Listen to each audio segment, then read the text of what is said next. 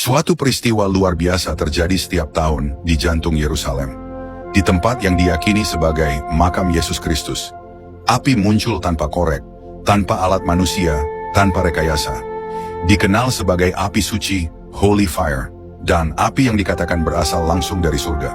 Fenomena ini mengagetkan banyak orang dan mereka ingin menyaksikan sendiri untuk membuktikan apakah hal ini benar-benar mukjizat atau sekedar trik. Setelah peringatan Jumat Agung dan sebelum Minggu Paskah yang menandai peringatan kebangkitan Yesus Kristus, mukjizat ini terjadi setiap tahun hanya muncul pada malam sebelum Paskah.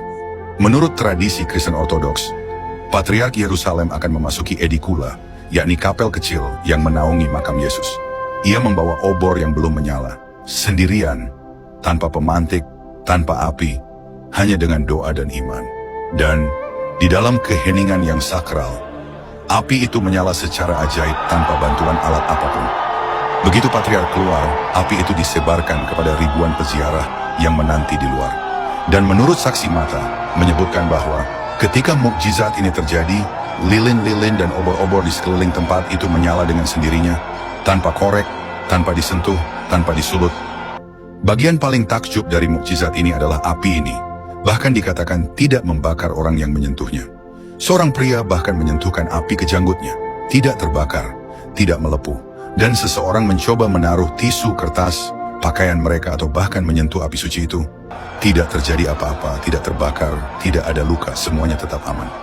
Ini terjadi selama momen tertentu yang diyakini sebagai kehadiran Roh Kudus Tuhan yang turun ke tempat tersebut.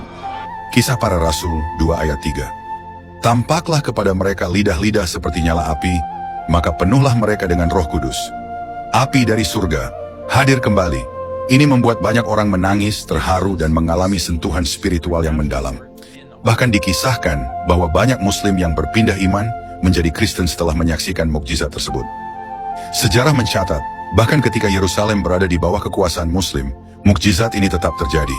Bahkan saat Khalifah Al-Hakim mencoba membuktikan bahwa itu hanyalah rekayasa, semua sumbu lilin dicabut, lilin tanpa sumbu, tanpa bahan bakar, tanpa zat kimia.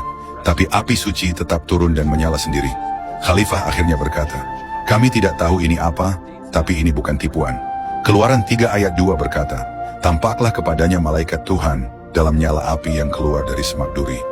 Lalu Musa melihat, dan tampaklah semak itu menyala, tetapi tidak dimakan api. Api suci ini telah berlangsung lebih dari 1700 tahun. Kejadian ini semakin memperkuat keyakinan bahwa api suci bukanlah api biasa, dan bukan pula hasil rekayasa manusia. Api yang dipercaya berasal dari Roh Kudus sendiri. Dari tahun ke tahun, para utusan dari berbagai negara datang untuk menyalakan lentera dari api ini, disimpan dalam wadah tertutup dan dijaga selama perjalanan, dan membawa ke negaranya, membawa simbol kebangkitan Kristus kepada dunia. Yohanes 8 ayat 12.